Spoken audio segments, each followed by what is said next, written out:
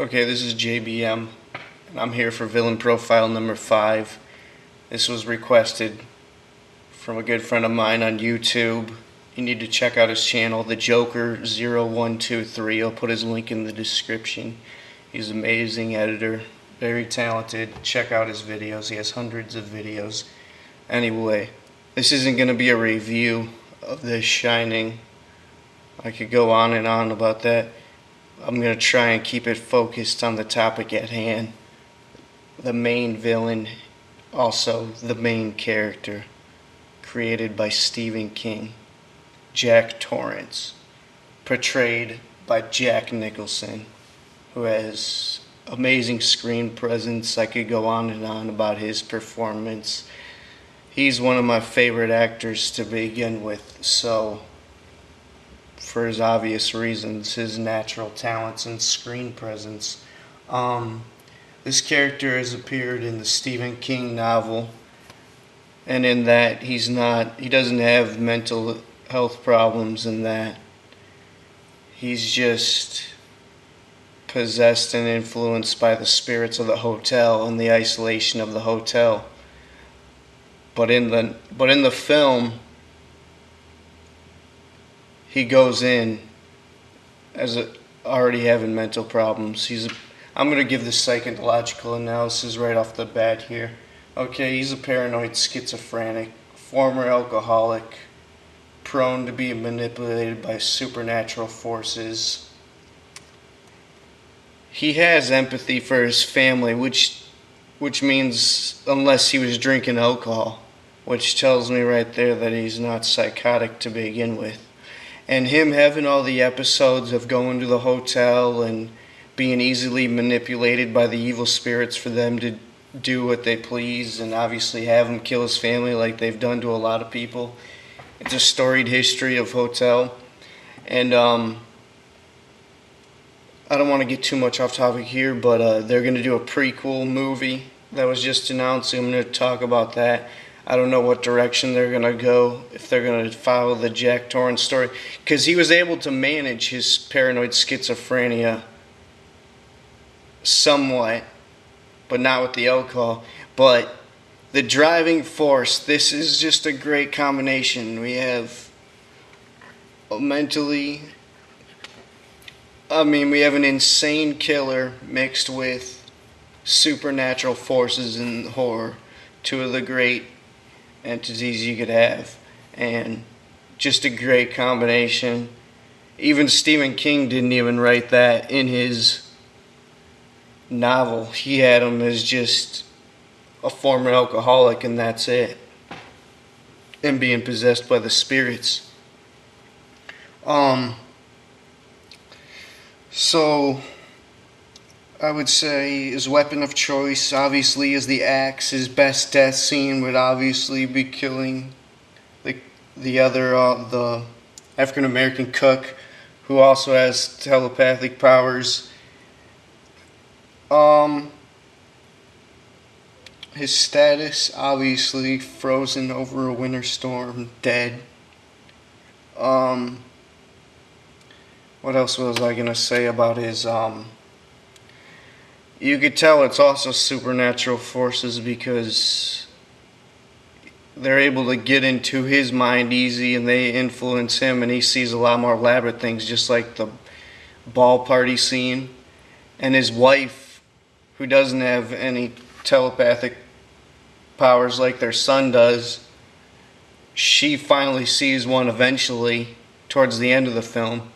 And the son, who's really sensitive and who has who has psychic powers to obviously communicate and easily communicate with the future and the past, the spirits that tell him about the future and the past. So, wardrobe and costume, he goes through a lot of changes throughout. In the interview, he has a suit. I would say his signature would be the black turtleneck,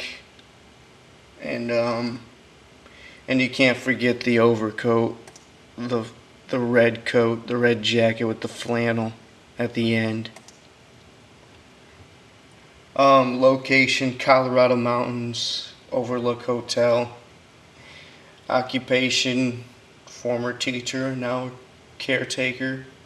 He didn't his accomplishments also include the teacher at the prep school, and then obviously he didn't accomplish much after that in the movie, considering he spent over a month typing "all work, no play, make Jack a dull boy." There's so many iconic moments and iconic lines in this movie, it's not even funny. I could go on with quotes forever, but one quote that stood out to me is when he goes up to the bar, the first time he goes up to the bar, and he's like, "I'd give my goddamn soul for a glass of beer." And then there's also the one where he shows up at the bar for the second time and he's like, "Of course I intend to change my jacket this evening before the fish and goose soiree." Just classic. It sounds like a Murder, She Wrote line. Like, "No, I was eating creme brulee with Jessica at that time. I couldn't have murdered him." That show's iconic. If you haven't seen Murder, She Wrote, go and watch an episode of that. You'll be hooked. Other motivations include silence and seclusion, to get lost in his own mind. It's just a greater movie than what I see from the book's outline, that he was just possessed by the entities and the ghosts and the spirits, the evil spirits that were easily able to manipulate his mind. But I like the two factors of having him already as a paranoid schizophrenic, having heavy hallucinations, and carrying on with conversations with himself, oddball conversations and dialogue. And look forward to my